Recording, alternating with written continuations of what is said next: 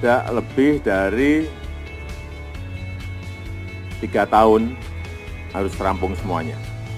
Ada pilihan-pilihan yang bisa diputuskan segera. Tapi saya minta nanti di bulan Januari sudah ada kejelasan mengenai ini. Stop impor dan hemat devisa. Pertamina bangun kilang petrokimia terbesar di Asia Tenggara. PT Pertamina Persero berkomitmen penuh menjalankan penugasan pemerintah untuk menuntaskan mega proyek kilang dan petrokimia. Salah satu yang menjadi fokus pengembangan adalah di industri petrokimia, yakni kilang PT Trans-Pacific Petrochemical Indotama atau PT TPPI yang berlokasi di Kabupaten Tuban, Jawa Timur.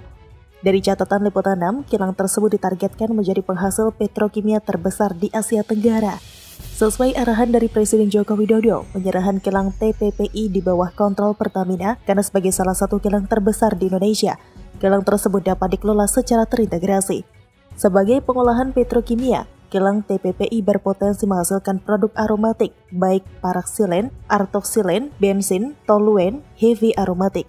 Namun juga dapat menghasilkan bahan bakar minyak atau BBM seperti premium, Pertamax, LPG, solar, dan kerosin. Presiden juga menilai pengelolaan kilang TPPI di bawah Pertamina, optimasi kawasan kilang TPPI akan berpotensi menciptakan penghematan devisa negara hingga 4,9 miliar dolar Amerika Serikat atau sekitar 56 triliun rupiah. Sehingga pengelolaan kawasan pabrik petrokimia TPPI akan berkontribusi menciptakan ketahanan energi melalui substitusi produk petrokimia impor. Hal tersebut memiliki nilai penting dalam menghadapi tantangan negara Indonesia selama beberapa dekade terakhir. Pertamina bergerak cepat dan memastikan proyek pengembangan kilang TPPI tetap berjalan. Setelah mengakuisisi PT Trans-Pacific Petrochemical Indotama atau TPPI pada akhir 2019, Pertamina melalui Subholding Refining dan Petrokimia, PT Kilang Pertamina Internasional atau PT KPI Tancap Gas menyiapkan pembangunan fasilitas produksi olefin dan aromatik di kawasan TPPI, Kabupaten Tuban, Jawa Timur. TPPI saat ini tengah memproses pembangunan fasilitas produksi olefin dan aromatik atau dikenal dengan Olefin Complex Development Project atau OCDP di kawasan kilang TPPI Kabupaten Tuban, Jawa Timur. Di TPPI terdapat 2 proyek pengembangan dan pembangunan yang saat ini sedang dilaksanakan Pertamina. Pertama, proyek revamping aromatik yang akan meningkatkan produksi petrokimia berupa paraksilen dari 600.000 ton menjadi 780.000 ton per tahun yang ditargetkan selesai pada tahun 2022. Kedua, proyek New Olefin yang mencakup pembangunan naphtha cracker termasuk unit-unit downstream dengan produk polietilen sebesar 1 juta ton per tahun dan polipropilen 600.000 ton per tahun yang ditargetkan selesai pada tahun 2024. Melalui Subholding Refinery dan Petrochemical mengundang secara terbuka perusahaan kelas dunia yang berpengalaman dalam pembangunan olefin dan petrokimia untuk menjadi mitra strategis dalam mewujudkan fasilitas produksi olefin dan aromatik di tanah air. Awal September 2021, panitia telah mengumumkan hasil tender berdasarkan tahapan dan proses sesuai dengan ketentuan yang diatur di dalam dokumen tender serta pedoman pengadaan barang dan jasa yang berlaku di Pertamina. Kedepan proses akan dilanjutkan sehingga proyek pembangunan kilang olefin TPPI dapat diselesaikan dengan baik sesuai dengan rencana terkini. Dijelaskan seluruh proses tender pengembangan kilang TPPI telah dilakukan secara transparan dan sesuai prosedur pengadaan yang berlaku dan tidak ada intervensi dari pihak luar. Proses tender ini dijalankan Pertamina dengan pendampingan dari tim Jamintel, Baris Krim Polri, Badan Pengawasan Keuangan dan Pembangunan atau BPKP, dan juga berkonsultasi dengan Lembaga Kebijakan Pengadaan Barang atau Jasa Pemerintah atau LKPP, sehingga governance-nya sangat terjaga dengan baik. Pertamina telah melakukan evaluasi sesuai dengan ketentuan dan persyaratan yang tercantum di dalam dokumen prakualifikasi. Dalam pembangunan pabrik petrokimia tersebut, Pertamina memastikan penyerapan tingkat komponen dalam negeri sesuai dengan target minimal yang telah ditetapkan, yakni 30%, baik melalui barang maupun jasa, termasuk tenaga kerja lokal untuk dapat berkontribusi dalam operasional proyek. Tidak hanya itu, belum lama ini Menteri Investasi atau Kepala Badan Koordinasi Penanaman Modal atau BKPM Bahlil Lahadalia juga telah mengunjungi lokasi proyek pabrik soda ash milik Petrokimia Gresik, perusahaan Solusi Agroindustri anggota Holding Pupuk Indonesia pada Jumat 10 September 2021. Kunjungan ini merupakan bentuk dukungan pemerintah terhadap percepatan pembangunan pabrik soda ash atau natrium karbonat atau Na2CO3, mengingat pabrik ini akan menjadi yang pertama di Indonesia untuk memperkuat industri kimia nasional. Menteri Bahlil menyampaikan bahwa dukungan percepatan pabrik soda as Petrokimia Gresik ini sesuai dengan instruksi Presiden Republik Indonesia agar pihaknya membantu perusahaan BUMN atau swasta nasional yang menghasilkan produk substitusi impor. Hal tersebut selaras dengan pabrik soda as Petrokimia Gresik ini yang nantinya akan mengurangi ketergantungan impor. Sementara itu, Direktur Utama Petrokimia Gresik Dwi Satrio Anurogo mengungkapkan selama tahap persiapan proyek pabrik soda as Petrokimia Gresik selalu berkoordinasi dengan Kementerian Investasi dalam hal pengurusan izin maupun administrasi. Pabrik soda as berkapasitas 300.000 ton per tahun yang ditargetkan beroperasi pada akhir tahun 2024 ini merupakan salah satu implementasi Petrokimia Gresik dalam upaya mendukung peningkatan perekonomian nasional, khususnya industri kimia.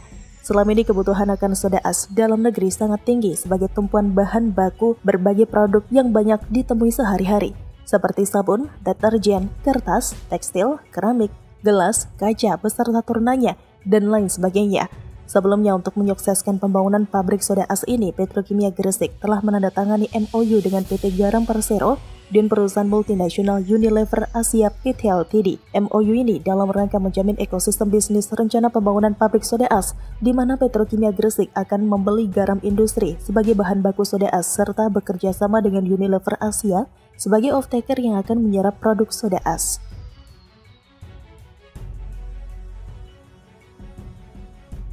Industri ini sangat strategis.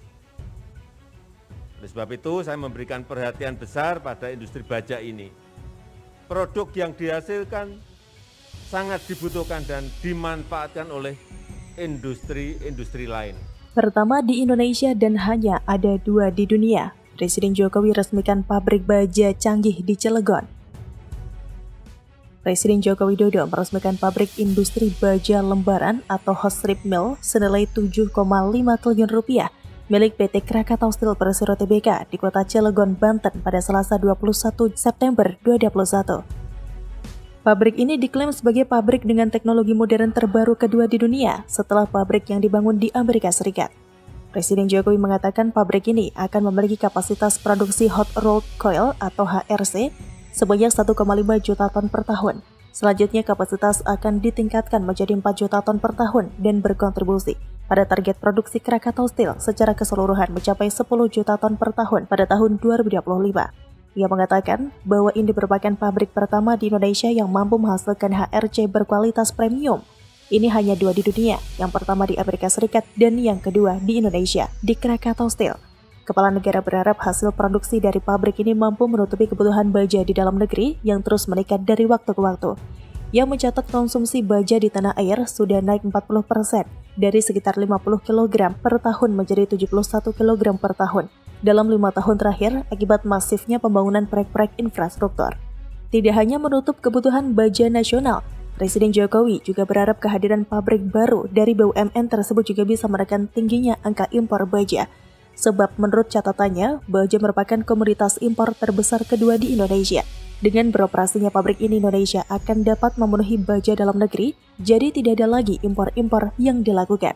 Sehingga ia berharap nanti dapat menghemat devisa 29 triliun rupiah per tahun.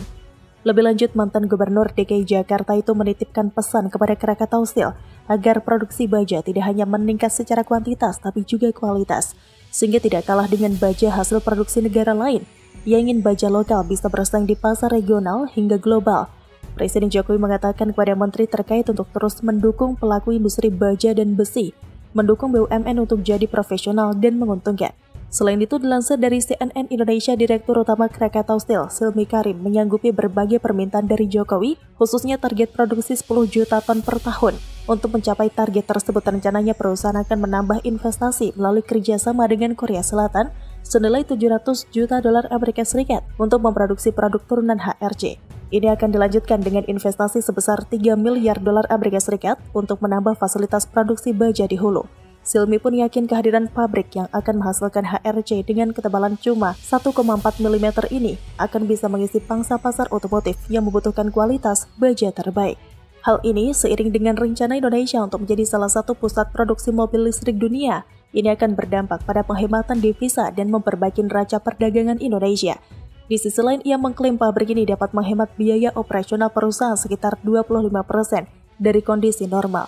Hal ini akan berdampak pada kinerja perusahaan yang lebih efisien dan menguntungkan ke depan.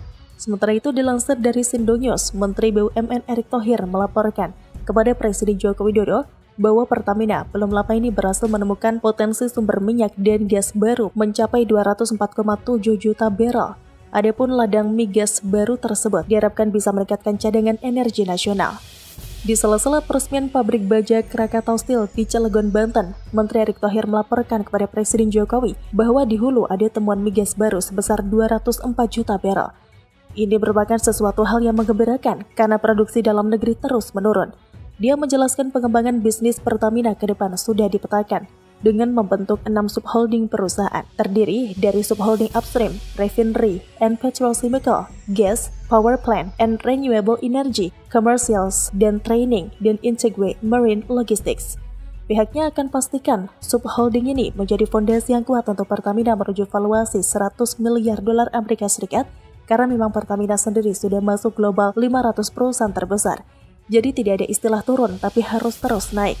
Dia mengatakan bahwa fondasi akan terus dijaga agar target 2024 bisa meningkatkan penjualan sebesar 92 miliar dolar Amerika Serikat dan keuntungan 8 miliar dolar Amerika Serikat, sehingga diharapkan valuasinya bisa menembus angka 100 miliar dolar Amerika Serikat untuk memperkuat posisi Pertamina Fortune Global 500.